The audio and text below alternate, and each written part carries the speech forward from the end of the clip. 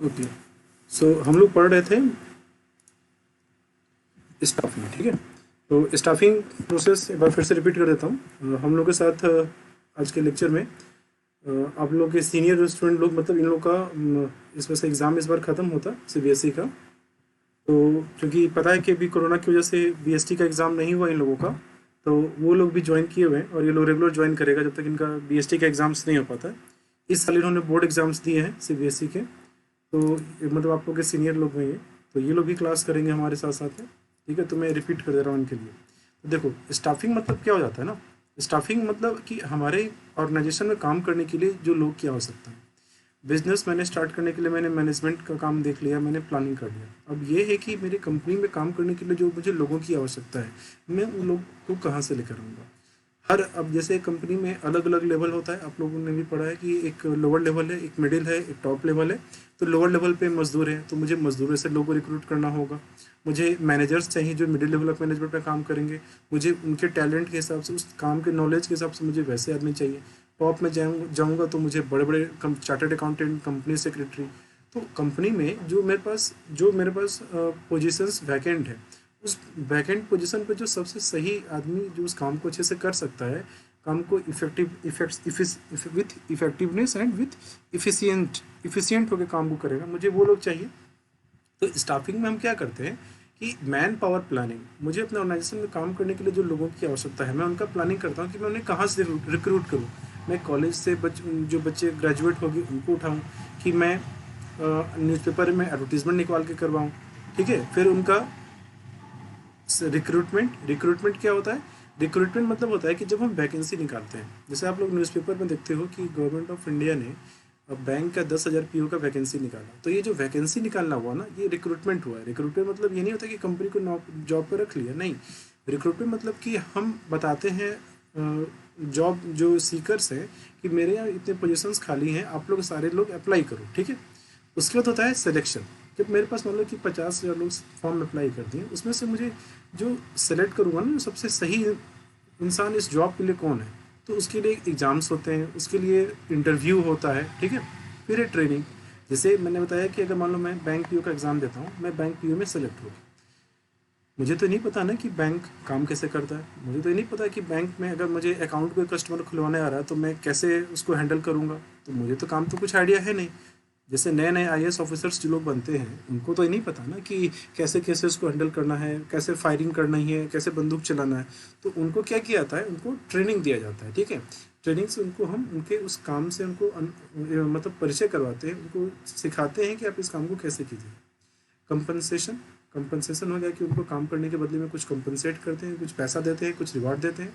Promotion and maintenance of managerial personal, और promotion देना उनको, अगर काम का परफॉर्मेंस अच्छा है उनको हम पैसा दे, उनको हम प्रमोट करते हैं, एक हायर पोजीशन पर ले जाते हैं, उनको ज़्यादा अच्छा सैलरी मिलता है, उनके पास ज़्यादा पावर्स आते हैं काम को करने के लिए, ठीक है। तो यही है हमारा स्टाफिंग। तो staffing involves finding the right person for the right job, having the right qualification, doing the right job at the right time, ठीक है। तो ये दोनों डिफिनेशन आप स्टाफिंग में इंक्लूड कर सकते हैं, ठीक। इसके बाद हमारा टॉपिक आया था कि स्टाफिंग का एडवांटेज क्या होता है। तो देखो, स्टाफिंग करने से हमको क्या है कि हमको सही सबसे कॉम्पिटेंट पर्सनल मतलब मैंने बताया था, पर्सनल बोलते हैं जो हमारे काम कर, जो मेरे ऑर्गेनाइजेशन में काम करने वाले लोग होते हैं, उनको हम पर्सनल बोलते हैं। तो कॉम्पिटेंट मतलब जो सबसे क्वालिफाइड पर्सन होगा जॉब के लिए। मैं अपने यहाँ पे मेरे ऑर्गेनाइजेशन में अगर जो जिस तरीके का वैकेंसी है, जिस तरीके का जॉब मैंने निकाला है, उस जॉब को करने के लिए जो सबसे qualified person, most appropriate person ही मुझे रखने हैं कंपनी ऑर्गेनाइजेशन में।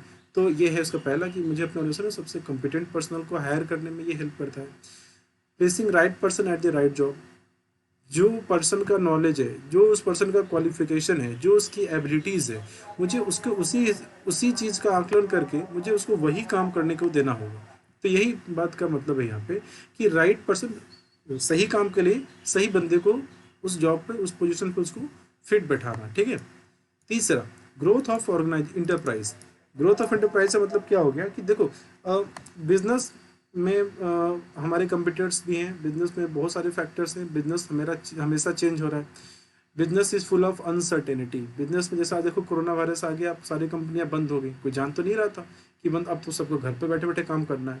तो जब हमारे यहाँ सही लोग आ रहे हैं, सही पर्सन को मैं सही काम करने के लिए दे रहा हूँ, हमारा काम सही तरीके से हो रहा है, तो हमारे गोल्स ऑब्जेक्टिव्स हम जल्दी से जल्दी उसको अचीव करना शुरू कर देते हैं। जब हमारे गोल्स ऑर्गेनाइजेशंस अच्छे से अचीव होते हैं तो इससे फ़ायदा क्या होता है कि हमारे बिजनेस का ग्रोथ होता है, वो एक्सपेंड करता है। ठीक है।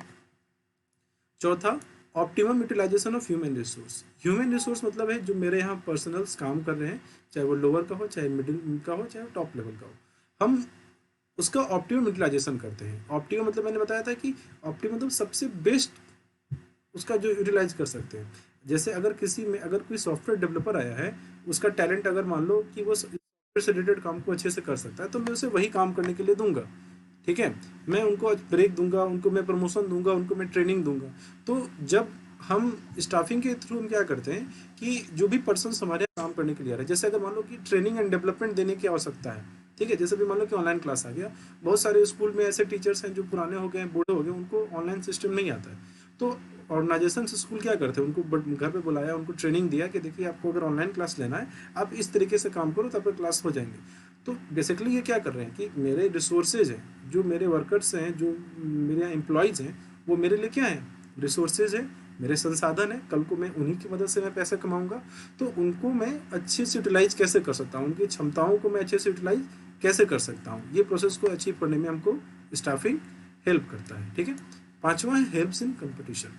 मार्केट में बिजनेस तो अकेले तो फंक्शन करता नहीं है, हर बिजनेस के 5-10 कंपटीटर्स पहले से मौजूद हैं। तो अगर मेरे यहाँ अच्छे वर्कर्स हैं, अच्छे लोग हैं, अच्छे से काम कर रहे हैं, उनको मैं अच्छे से प्रमोट कर रहा हूँ, उनको अच्छा पैसा दे रहा हूँ, वो बहुत मोटिवेटेड हैं, तो वो काम भी अच्छे तरीके से करेंगे। काम अच्छे से करेंगे तो हमारे बिजनेस का ग्रोथ होगा, एक्सपेंशन होगा, तो हमको अपने कंपटीटर से कम्पीट करने में कोई दिक्कत नहीं आएगी, हम उनसे कम्पीट कर सकते हैं। ठीक है।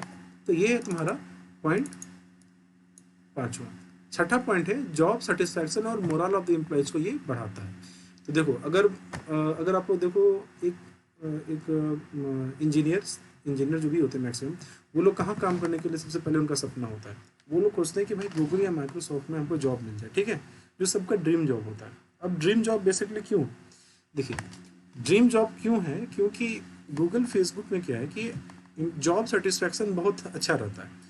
आप वहाँ पे 8 घंटे, 6 घंटे, 7-8 घंटे काम करते हो, आपको 1 लाख 2 लाख रुपए की सैलरी पर मंथ मिलती है। आपको जब मन चाहे घर आओ, जब मन चाहे घर जाओ, कोई दिक्कत नहीं है। फ्री में खाना, फ्री में पीना, ऑफिस में ही स्विमिंग पूल, ऑफिस में ही जिम, ऑफिस में ही तुम्हारा गेमिंग के लिए सब कुछ है वहाँ पे, कोई टेंशन नहीं है, कोई बोलने रोकने टोकने वाला नहीं है तुम्हारा। ठीक है।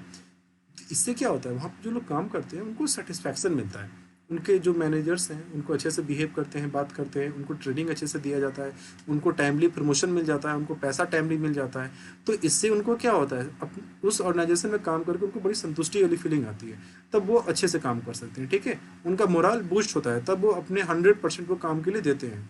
अगर वहीं देखो, मैं अगर अपने अनुसार में अपने लेबर्स का जो जो भी मेरे यहाँ एम्प्लॉयज़, उनको मैं अगर टॉर्चर करूँ, उनको छुट्टी नहीं दूँ, उनका सैलरी काट लूँ, तो वो तो सेटिस्फैक्शन तो उनको होगा नहीं, तब वो क्या करेंगे, वो भी मेरा कुछ नुकसान करने की कोशिश करेंगे। ठीक है।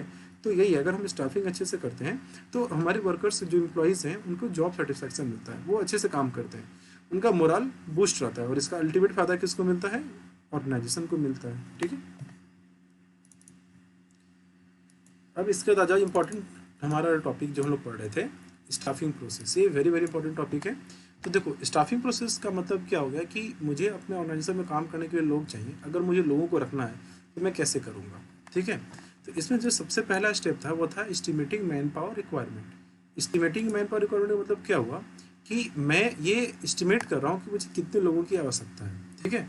अगर मान लो मैं कल को कंपनी अपनी खोलता हूँ, तो सारे काम तो मैं करूँगा नहीं, मुझे गाड़ी चलाने के लिए ड्राइवर चाहिए। ठीक है, जो मेरा सामान आएगा ट्रक पे लोड होके, मेरे यहाँ वर्कर्स मुझे चाहिए होंगे, लेबर जो लोग काम करें, सामान को अनलोड करें, पैक करें, ये सब के लिए वर्कर्स चाहिए। मुझे मैनेजर्स चाहिए, मुझे चार्टर्ड अकाउंटेंट चाहिए, मुझे बहुत सारे लोग चाहिए। तो कितने लोग चाहिए मुझे कैसे पता चलेगा, तो ये इसके लिए मैं क्या करता हूँ, मैन पावर का एस्टिमेशन करता हूँ। मैन पावर मतलब मेरे यहाँ जो लोग काम करेंगे। ठीक है। तो मैन पावर को एस्टिमेट करने के लिए मैं बेसिकली 2-3 चीज़ों को फॉलो करता हूँ। ठीक है। क्या है, वर्कलोड एनालिसिस है, वर्क फोर्स एनालिसिस है, और comparison of both of them. तो देखो, वर्कलोड एनालिसिस का मतलब क्या हो गया, वर्कलोड एनालिसिस का मतलब हो गया कि मेरे यहाँ कितना काम आ रहा है पर डे। ठीक है। अगर मान लो मैं मिठाई का दुकान खोला हूँ, मेरे यहाँ अगर मान लो डेली 2000 मिठाई का ऑर्डर आता है, तो मतलब मुझे इतने वर्कर्स चाहिए कि ये 2000 का काम जो रिक्वायरमेंट है ये क्या कर सके, पूरा हो सके। तो मान लो 10 20 30 40 रिक्वायरमेंट आता है, डेली 10 20 मिठाई मेरे यहाँ से बिकता है, तब तो मैं खुद ही अकेले काम कर सकता हूँ। मैं बोलूँगा यार मेरे यहाँ ज़्यादा काम नहीं रहता है, मैं खुद ही कर लूँगा। तो पहला है कि हमारे यहाँ काम कितना आ रहा है, ठीक है, उसके हिसाब से हम ये प्लान करते हैं कि हमको कितने लोगों की आवश्यकता है अपने यहाँ काम करने की, ठीक है। तो पहला काम ऐसे कर सकते हो। दूसरा है work force analysis. Work force analysis का मतलब ये हो गया कि देखो, वर्क फोर्स मतलब पहले से जो लोग मेरे यहाँ वर्क कर रहे हैं उनका एनालिसिस करना, कि मेरे ऑर्गेनाइजेशन में अगर मान लो 200 मतलब 2000 क्वांटिटी का ऑर्डर आ रहा है, उसको पूरा करने के लिए मान लो मुझे 100 आदमी चाहिए। तो मैं वर्कफोर्स एनालिसिस में क्या करूंगा, मैं देखूंगा कि भाई देखो 100 आदमी मेरे को आवश्यकता है। तो पहले ये तो ऐसा तो नहीं है ना कि मेरे यहाँ से 100 से कम आदमी काम कर रहे हैं, हो सकता है कि मुझे 100 आदमी चाहिए, मेरे यहाँ 80 आदमी मेरे ऑर्गेनाइजेशन में काम कर रहे हो। तो ऐसे केस में मैं 20 और आदमी को रिक्रूट करूंगा। कहीं ऐसा ना हो कि 100 है, मैंने 120 को रख लिया है, तो वहाँ तो मुझे आवश्यकता नहीं है, तो मैं वहाँ 20 को निकालूंगा। कहीं ऐसा ना हो कि ये जो 100 लोग काम कर रहे हैं इनका कोई आउटपुट बहुत कम है, ये लोग इफेक्टिवली काम ही नहीं कर पा रहा है, तो मैं उनको हटा के फिर नए लोगों को हायर करूंगा। तो वर्कफोर्स एनालिसिस में होता है कि मेरे ऑर्गेनाइजेशन में जो पहले से वर्कफोर्स काम कर रहा है, पहले से जो लोग मेरे ऑर्गेनाइजेशन में काम कर रहे हैं, ठीक है, जो जॉब पोजीशन को ऑक्यूपाई करती हुए, कि मैं देखता हूँ कि कहीं वो ओवर तो नहीं है या अंडर तो नहीं है, मतलब जरूरत से ज़्यादा लोग तो नहीं है या जरूरत से कम लोग नहीं है। मैं एनालाइज करता हूँ और फिर उसी के हिसाब से मैं एडजस्टमेंट करता हूँ, ठीक है, कि मुझे लोगों को रखना है या लोगों को जॉब पर से निकालना है। तीसरा है हमारा कंपैरिजन। कंपैरिजन में हम देखते हैं कि भाई देखो, मेरे यहाँ 2000 यूनिट ऑर्डर आ रहा था, मुझे उसको काम करवाने के लिए 100 लोग चाहिए थे और 100 लोग मेरे पास हैं, तो चलो बहुत बढ़िया बात है। अगर मैं देखूँ कि मेरे यहाँ डेली ऑर्डर 2000 आ रहा है लेकिन मेरे यहाँ 85 आदमी हैं, तो मैं 50 लोगों को और बढ़ाऊंगा फिर तुम्हारा, ठीक है। तो लास्ट में हम वर्कलोड और वर्कफोर्स दोनों को एनालाइज करते हैं कि मुझे कितने वर्कर्स की आवश्यकता है। अगर उतने अच्छे हैं से हैं तो ठीक है, और वो लोग बहुत अच्छे से काम कर रहा है तो भी ठीक है, ज़्यादा है तो निकालूंगा, कम है तो और रिक्रूट करूंगा। तो ये है तुम्हारा पहला स्टेप, ठीक है, जिसमें हम मैन पावर का एस्टिमेशन करते हैं। दूसरा है रिक्रूटमेंट। तो देखो, रिक्रूटमेंट मतलब मैंने बताया था कि रिक्रूटमेंट प्रोसेस में होता है कि मैं कोशिश करता हूँ कि मेरे यहाँ वैकेंसी में मान लो कि मेरे यहाँ मान लो 50 मैनेजर की वैकेंसी है। इसके लिए लोग, मैं चाहूँगा कि 100 200 500 लोग, ज़्यादा से ज़्यादा लोग फॉर्म को अप्लाई करें। ज़्यादा से ज़्यादा लोग फॉर्म अप्लाई करेंगे तो मुझे उसके क्या बेनिफिट होगा, मुझे ये बेनिफिट होगा कि मेरे पास बहुत सारे चॉइसेस होंगे, बहुत सारे क्वालिफाइड लोग मेरे यहाँ अप्लाई करेंगे, ठीक है। तो रिक्रूटमेंट में मैं ये कोशिश करता हूँ, मैं इंड्यूस करना मतलब मैं मोटिवेट करता हूँ लोगों को कि मैक्सिमम लोग मेरे जॉब के लिए अप्लाई करें, जितने लोग ज़्यादा से ज़्यादा कर सकते हैं उतने अप्लाई करें, ठीक है, ताकि मेरे पास जितने ज़्यादा चॉइसेस रहेंगे, सिलेक्शन करना मेरे लिए उतना अच्छा रहेगा, मेरे पास उतने चांसेस रहेंगे कि मैं अच्छे लोगों को सेलेक्ट कर सकता हूँ, ठीक है। और इससे क्या होता है कि जल्दी से जल्दी पोस्ट मेरा फिल हो जाएगा। मैं मान लो कि गवर्नमेंट ऑफ इंडिया ने निकाला बैंक पीओ का, ठीक है, एक ही बार 10 लाख लोगों ने अप्लाई कर दिया। तो एक ही बार इतने सारे लोग अप्लाई कर दिए, मैं फटाफट एग्जाम ले लूँगा और उस 10 लाख में से मुझे जो सबसे सही लोग रहा, जो सही तेज इंसान है, जो बहुत अच्छे से एग्जाम में स्कोर किया है, मैं उस टॉप को सेलेक्ट कर लूँगा, तो मेरा काम तो प्रोसेस बहुत ईजी हो गया, ठीक है। तो रिक्रूटमेंट में हम यही करते हैं कि मेरे ऑर्गेनाइजेशन में, मतलब मेरे ऑर्गेनाइजेशन में जो वैकेंट पोजीशंस हैं उनके लिए मैक्सिमम लोग अप्लाई करें, ठीक है, ताकि हमको यहाँ पे ये लाइन देखो, organisation can get more choice and select better candidates. Organisation को क्या होगा, मैक्सिमम चॉइस मिल पाएंगे, ठीक है, और बेटर चांसेस है कि मुझे अच्छा कैंडिडेट भी मेरे को मिल जाएगा, ठीक है। तो यही है तुम्हारा पहला दूसरा स्टेप। तीसरा होता है सिलेक्शन। अगर मान लो 1 लाख लोगों ने अप्लाई किया, मुझे तो 1 लाख लोग तो नहीं चाहिए ना, मुझे तो सिर्फ चाहिए 10,000। तो 10,000 लोग ही मुझे अगर चाहिए जॉब पे, तो मैं उस 1 लाख में से कैसे पता लगाऊंगा कि ये सबसे टॉप 10 इंसान कौन है।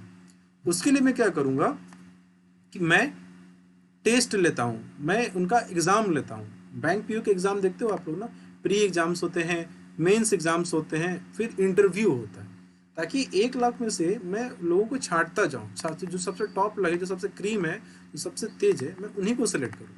तो यही है तुम्हारा सिलेक्शन प्रोसेस। सिलेक्शन मतलब क्या हो गया, रिक्रूटमेंट के टाइम पे जो हमको मास लोग मेरे यहाँ अप्लाई किए थे वैकेंट पोजीशन के लिए, उनमें से जो सबसे टॉप लोग रहेंगे, जो सबसे बेस्ट परफॉर्मर है, मैं उनका सिलेक्शन करूँ। और ये सिलेक्शन कैसे होता है, टेस्ट या इंटरव्यू के द्वारा किया जाता है, ठीक है। तीसरा है, चौथा है तुम्हारा प्लेसमेंट एंड ओरिएंटेशन, ठीक है। अब मान लो कि मैंने 10,000 लोगों को निकाला, 10,000 लोगों ने मैंने सेलेक्ट भी कर लिया, ठीक है। ये 10,000 लोगों को मैं अपने यहाँ जॉब पे रखूंगा, तो उनको तो काम तो करना आता नहीं है। उनको ये नहीं पता कि भाई जैसे मान लो कि बैंक में अगर बैंक पीओ का वैकेंसी है तो पूरे इंडिया में ना 10,000 वैकेंसी है, तो बिहार में कुछ लोगों को रखना होगा, कुछ लोगों को दिल्ली में रखना होगा, किसी को मुंबई भेजना होगा। तो ये होता है प्लेसमेंट एंड ओरिएंटेशन, ठीक है। प्लेसमेंट हो गया कि मैं लोगों को जो मेरे यहाँ अप्लाई किए, ठीक है, मैं उनको बताता हूँ देखो भाई आपका मेरे यहाँ प्लेसमेंट हो गया है, आपको मैंने कॉल लेटर भेज दिया, आपका ज्वाइनिंग यहाँ पर होगा, आपकी सैलरी यहाँ होंगी, आपको इतने पैसे मिलेंगे, ठीक है। और कुछ और भी जो भी फॉर्मेलिटीज हो गए मैं वो पूरा करता हूँ, ठीक है। तो देखो, placement refers to occupying of post by the candidate for which he is selected, ठीक है। After selection the employee is given appointment letter and is asked to occupy the vacant job position. जब मैंने selection कर लिया, मैंने form उनका exams ले, वो लोग पास कर गए, तो मैं उनको एक कॉल लेटर भेजता हूँ कि देखो मैंने आप मेरे यहाँ सेलेक्ट हो गए हुए हो, अगर आपको ज्वाइन करना है तो आप परसों मेरे ऑफिस में ये सारे डॉक्यूमेंट्स लेकर आ जाना, मैं उसका वेरिफिकेशन होगा, फिर आपको हम जॉब मैनेजर के पद पर रख देंगे। तो ये होता है तुम्हारा प्लेसमेंट का, ठीक है। ओरिएंटेशन क्या हो गया? Orientation refers to introduction of new employees to the existing employees, large honours. Orientation में हम बेसिकली ये करते हैं कि कोई नया, जैसे आप फर्स्ट डे स्कूल जाते हो तो पहले आप लोग का इंट्रोडक्शन होता है ना कि ये मिस्टर विवेक कुमार हैं, ये बहुत तेज इंसान है, बहुत आई मीन तेज स्टूडेंट है, और ये यहाँ पर आए, ये आप लोग के साथ रहेंगे, ये पहले इस स्कूल में पढ़ते थे, आई होप आप लोग इसको अच्छे से सपोर्ट करोगे, आप लोग इसे फ्रेंड करोगे, परेशान नहीं करोगे। ये प्रोसेस क्या हुआ, यही है तुम्हारा ओरिएंटेशन, कि जहाँ पे कोई नया आदमी मेरे यहाँ काम करने गया तो उसको मैं अपने यहाँ के वातावरण से, इन्वायरमेंट से, जो लोग वहाँ काम कर रहे हैं उसको उनसे क्या करता हूँ, अवगत कराता हूँ, उनको अवेयर करता हूँ, उनको जानकारी देता हूँ कि देखो ये मैनेजर साहब हैं, ये तुम्हारे बॉस हैं, ये लोग तुम्हारे अंडर में काम करेंगे, ये तुम्हारे कलीग्स हैं, ये लोग भी तुम्हारे पोस्ट पे ही, मतलब तुम्हारे लेवल पे ही जॉब करते हैं। तो ये है ओरिएंटेशन, जहाँ पे मैं अपने जो नए सेलेक्टेड लोग हैं उनको मैं अपने बिजनेस में जो भी पोस्ट हैं, वैकेंसीज हैं, जो भी लोग काम कर रहे हैं पहले से, जो भी सीनियर्स रहेंगे, जो सबऑर्डिनेट्स रहेंगे, मैं उनसे उनका क्या करता हूँ, इंट्रोडक्शन करवाता हूँ, ठीक है। ये है प्लेसमेंट ओरिएंटेशन। इसके बाद आता है तुम्हारा training and development. Training and development में क्या हो गया कि वही बताऊँ, जैसे अगर मान लो कि मैंने बिहार पुलिस का जॉब के लिए अप्लाई किया, मैं पास कर गया, तो मुझे तो नहीं पता बंदूक कैसे चलाना है, मुझे तो नहीं पता कि अपराधी को कैसे पकड़ना है, मुझे तो नहीं पता बहुत सारे प्रोसेस पुलिस कैसे करती है, तो पुलिस को तो काम सिखाना पड़ेगा हमको। तो पुलिस हमको क्या करेगी, हमको ट्रेनिंग देगी, लोगों को काम करना सिखाएगी।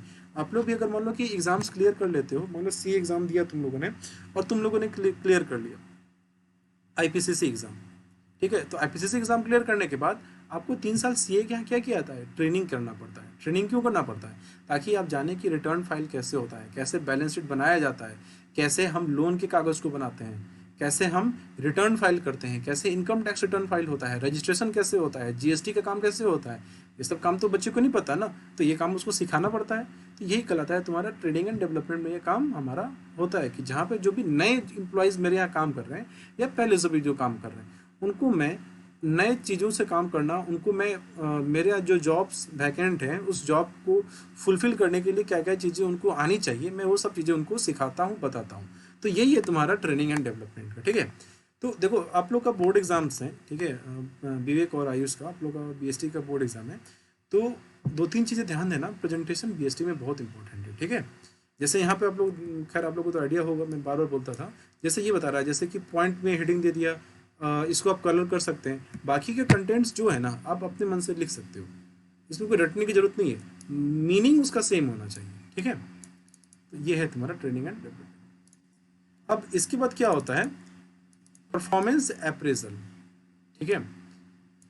तो परफॉर्मेंस अप्रेजल में क्या होता है कि मेरे यहाँ जो लोग काम कर रहे हैं पहले से, ठीक है, वो अच्छे काम कर रहे हैं या खराब काम कर रहे हैं, उनको प्रमोशन देना चाहिए, उनका सैलरी बढ़ाना चाहिए या उनका सैलरी घटाना चाहिए, ठीक है। तो ये चीज़ का एनालाइज करना, अप्रेजल का मतलब होता है एनालाइज करना, ठीक है। परफॉर्मेंस, वो अच्छे से काम कर रहे हैं या खराब काम कर रहे हैं। जैसे मान लो कि आप लोग मेरे यहाँ पढ़ रहे हो, ठीक है, मैं आप लोगों का टेस्ट लूँ, तो टेस्ट से क्या होगा, मुझे आप लोग के परफॉर्मेंस के बारे में पता चलेगा, मुझे ये पता चलेगा कि आप मेरे यहाँ कौन बच्चा पढ़ रहा है, कौन बच्चा नहीं पढ़ रहा है। इससे क्या होता है, इससे होता है कि मुझे किसी को रिवार्ड देना है, किसी को प्रमोशन देना है, किसी को सैलरी ज़्यादा देनी है, या मुझे किसी को जॉब पर से हटाना है, नौकरी पर से हटाना है, ठीक है। ये है तुम्हारा परफॉर्मेंस अप्रेजल, और इसी बेसिस पे उनको हम प्रमोशन या सैलरी ज़्यादा देने का काम करते हैं, ठीक है। देखो ये 5 प्रोसेस लिखे छोड़ा हुआ है, लेकिन आप 5 प्रोसेस तक मत जाना, आप इसको छठा, सातवां, आठवां, नौवां पॉइंट बना देना, ठीक है। फिर है प्रमोशन, प्रमोशन, ठीक है। कैरियर प्लानिंग को हटा दो, प्रमोशन अगला स्टेप आता है। तो देखो मैंने परफॉर्मेंस अप्रेजल कर लिया कि भाई विवेक मेरे यहाँ काम करता था, बहुत अच्छा काम किया लड़का, बहुत आगे जाएगा, बिजनेस में 4 चांद लगा देगा एकदम, बिजनेस को एकदम अंबानी जी से भी बड़ा बिजनेस बना देगा, रिलायंस को भी, रिलायंस से बड़ा बिजनेस। तो विवेक को प्रमोशन देना चाहिए। मैंने क्या किया, लास्ट जो प्रोसेस था उसमें मैंने लोगों के परफॉर्मेंस को एनालाइज किया, मैंने मॉनिटर किया, फिर मैं क्या कर रहा हूँ, उनको मैं प्रमोशन दे रहा हूँ कि भाई अगर अच्छा काम किया तो प्रमोशन होगा, और नहीं काम कर रहे हो, खराब काम कर रहे हो, अच्छे से काम नहीं कर रहे हो, तो मैं उनको, हाँ हाँ हाँ, ये तीनों देखो स्टाफ, ये तुम जैसे यहाँ बुक में जो दे रहा है ना, इस स्मॉल का ही छोड़ो, किसी भी ऑर्गेनाइजेशन में हो बेसिकली, ठीक है। अगर तुम प्रैक्टिकल बात करो, अगर तुम प्रैक्टिकल वर्ल्ड में जाकर काम करो देखोगे, तो हर कंपनी में ये काम होता है तुम्हारा। ये स्मॉल का ही बात नहीं है ये। जैसे मैं बताता हूँ, मेरा दोस्त लोग विप्रो में काम कर रहे हैं, कोई इन्फोसिस में है, कोई E&Y में, ठीक है। तो ये लोग का जब प्रमोशन होता है ना, तो इन लोगों का मैनेजर होता है। जैसे मेरा छोटा भाई माइक्रोसॉफ्ट में, ठीक है, तो उसका प्रमोशन हुआ, तो उसने बताया कि भैया जैसे कंपनी में क्या होता है ना, एक टीम बनती है, ठीक है, जब तुम्हारा ज्वाइनिंग होता है उस टीम का एक मैनेजर होता है। तो इस मेरी टीम, मान लो मेरी टीम है, मेरा एक मैनेजर है, मुझे प्रमोशन मिलना चाहिए कि नहीं मिलना चाहिए। इस पर क्या होगा, मेरा मैनेजर मेरे परफॉर्मेंस को देखेगा, वो एक रिपोर्ट बनाएगा कि मिस्टर सनत प्रतीक मेरे यहाँ सॉफ्टवेयर डेवलपर के तौर पे काम कर रहे थे इतने दिन से, इस बीच में इन्होंने बहुत से चैलेंजिंग काम को किया, इन्होंने ऐसे चीज़ों को हेल्प किया जिससे ऑर्गेनाइजेशन को बहुत फ़ायदा हो गया। सो मैं रिकमेंड करता हूँ कि इन्हें प्रमोशन मिलना चाहिए और इनको प्रमोशन देना हमारे हित में होगा। ये मैनेजर लिख के अपने सीनियर मैनेजर को देगा फिर, ठीक है। इसी तरीके से काम होता ही है, ठीक है। तो लिमिटेड नहीं है कि मतलब सिर्फ स्मॉल तक ही होगा, ये मैक्सिमम हर लेवल हर काम में होता है। पुलिस डिपार्टमेंट में देखो, जो इंस्पेक्टर बहुत अच्छा काम करता है, जो बहुत अच्छे से अपराधी क्राइम को कर दिया, लोग कह रहे ये तो बहुत अच्छा काम कर रहे हैं, ये बहुत क्राइम को रोके हैं, लोगों का जान बचाए हैं, इनको प्रमोशन मिलना चाहिए, ठीक है। तो लिमिटेड ही नहीं है कि ये मतलब बुक में तो थ्योरेटिकल पॉइंट ऑफ व्यू से ऐसा लिख दिया है, लेकिन तुम इसको इंक्लूड कर सकते हो छठा सातवां पॉइंट, ठीक है। प्रैक्टिकल ऐसे ही काम होता है। फिर है तुम्हारा कंपनसेशन। कंपनसेशन का मतलब क्या हो गया कि मेरे एम्प्लॉयज को मैं सैलरी कितने दूँ, अगर काम भी अच्छा किया, उनको प्रमोशन भी दे दिया, तो उनको हम क्या करते हैं, कंपनसेशन देते हैं। कंपनसेशन मतलब काम करने के बदले में कुछ एक रिवार्ड हो। तो देखो कंपनसेशन का मतलब क्या होगा, it refers to price of the job, कि मेरे यहाँ काम करने की कीमत तुमको क्या मिलेगी। ये तो हो सकता है सैलरी होगा, रिवार्ड होगा, या नॉन कैश के फॉर्म में होगा कि मैं आपको गाड़ी दे दूंगा, बंगला दे दूंगा, अगर आपने अच्छे से काम किया, काम को आपने समय से पहले कर दिया, ठीक है। तो जो पेमेंट होता है वो दो तरीके से मिलता है, एक टाइमली बेसिस पे मंथ टू मंथ आपको इतना सैलरी मिलेगा, दूसरा है परफॉर्मेंस। परफॉर्मेंस का मतलब हो गया कि जो आदमी बहुत अच्छे से काम कर रहा है, जो ओवर टाइम कर रहा है, उसका परफॉर्मेंस बहुत अच्छा गया बाकियों से, तो उनको कुछ एक्स्ट्रा पैसा दे दिया, ठीक है। जैसे कहीं घूमने फिरने का टिकट दे दिया, कहीं बाहर जाने का टिकट दे दिया, विदेशों का सैर करने का दे दिया, ठीक है, कुछ गिफ्ट दे दिया, मोबाइल फ़ोन दे दिया, तो ये है तुम्हारा परफॉर्मेंस बेस्ड, ठीक है। तो ये है हमारा बेसिकली स्टाफिंग प्रोसेस, ठीक है। तो स्टाफिंग प्रोसेस क्लियर है आप लोगों को, ये बहुत इंपॉर्टेंट है, इससे मैं बोल रहा हूँ। इसे लाइक तुम्हारा क्या कहते हैं, केस स्टडी भी आ सकता है कि ये कौन से प्रोसेस में का पार्ट होगा, या डायरेक्ट तुमसे ये पूछ देगा 6 मार्क में सारे पॉइंट को एक्सप्लेन करो, तो दो दो तीन तीन लाइनें सबको एक्सप्लेन कर देना है। सलोनी क्लियर है डाउट तुम्हारा, ये कंसेप्ट क्लियर है, इसमें कोई डाउट किसी टॉपिक में? प्रज्ञा रिप्लाई करना, क्लियर है ना सलोनी प्रोसेस? ठीक, प्रज्ञा तुम्हारा कंसेप्ट क्लियर हुआ?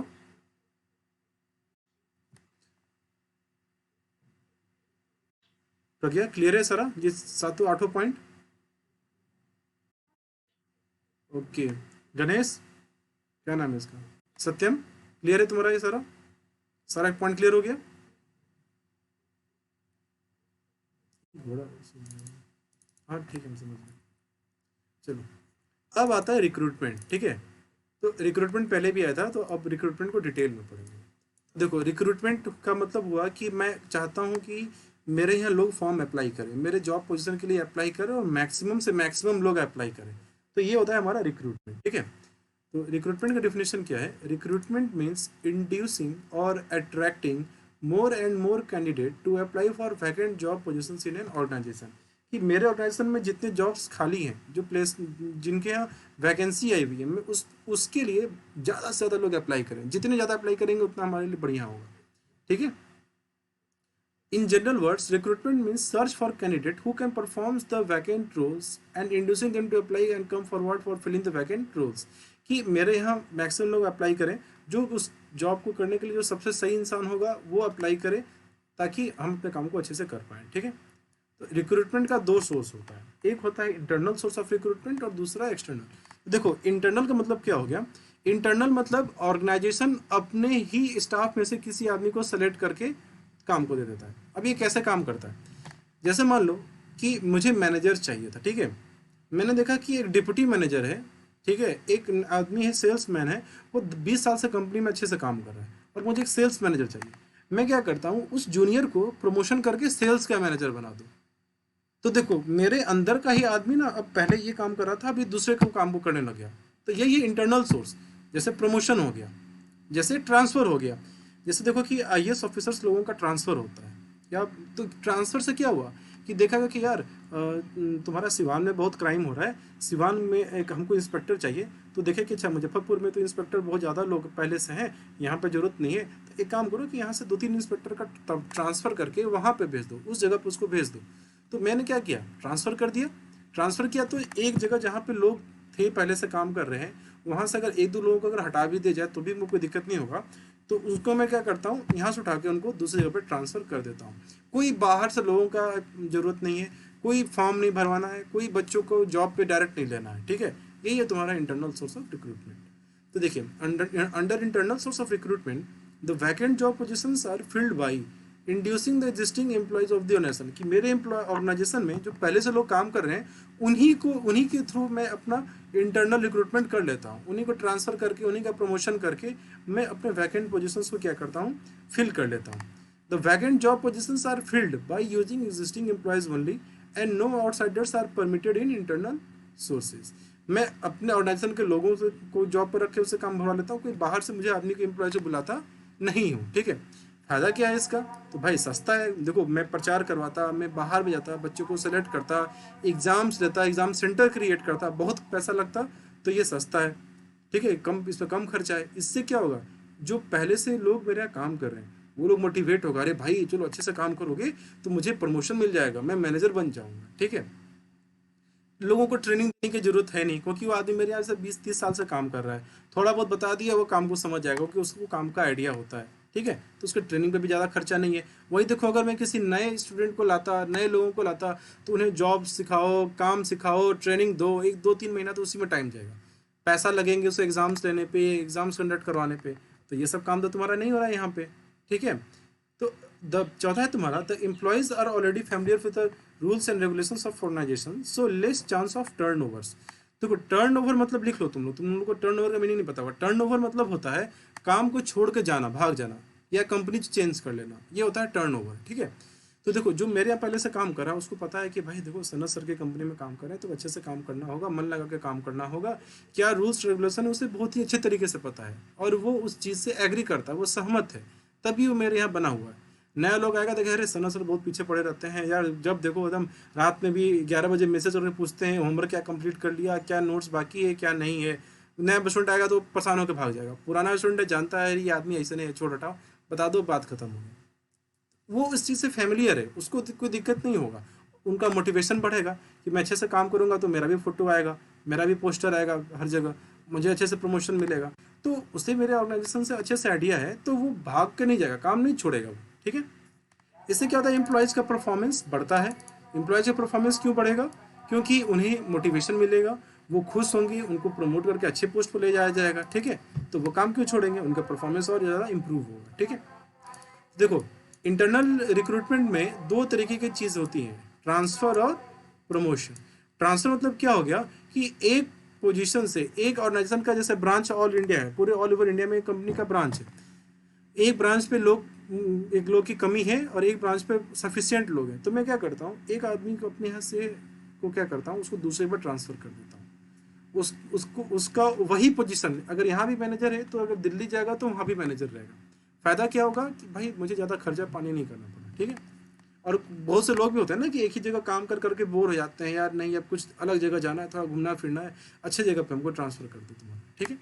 तो ट्रांसफ़र मीन्स क्या होता है कि अपने एम्प्लॉयज़ को हम एक जगह से दूसरे जगह पे जॉब पोजीशन पे क्या करते हैं, उसको शिफ्ट कर देते हैं at the same level of authority. जो पहले जिस पोजीशन पे काम कर रहा था, जैसे काम कर रहा था, अभी भी उसी पोजीशन पे काम करेगा। बस अंतर है कि अब बस लोकेशन चेंज हो गया है तुम्हारा, उसका कोई रिस्पॉन्सिबिलिटी में चेंज नहीं आया, उसके पैसे सैलरीज में कुछ चेंज नहीं आता है। जो अगर 1 लाख रुपये यहाँ भी मिल रहा था तो 1 लाख वहाँ भी बनना था, यहाँ सेल्स का मैनेजर था तो वहाँ भी सेल्स का मैनेजर रहेगा, ठीक है।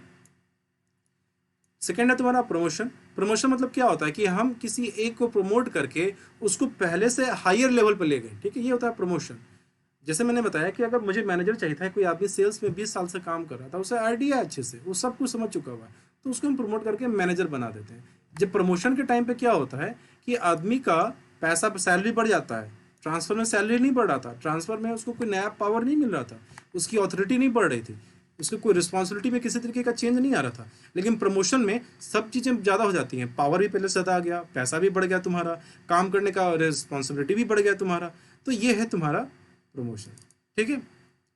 तो आज के क्लास में ना आप यहीं तक रहने दो, ठीक है, आप यहीं तक रहने दो, क्योंकि 2-3 स्टूडेंट हैं जो ज्वाइन नहीं कर पाए क्लास, तो ज़्यादा डिटेल में पढ़ाने में दिक्कत होगा, फिर रिपीट ही करना पड़ेगा मुझे।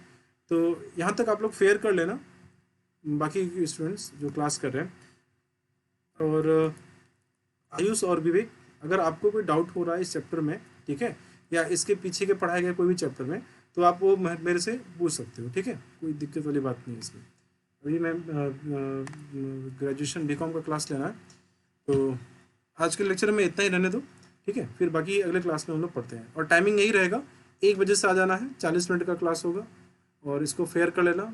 PDF तो मैंने सबको फॉरवर्ड कर दिया हुआ है, तो बुक में पेज नंबर, ऐसा अगर पेज नंबर लिखना हो तो पेज नंबर हम लोग पढ़े हैं आज 252, ठीक है, 250।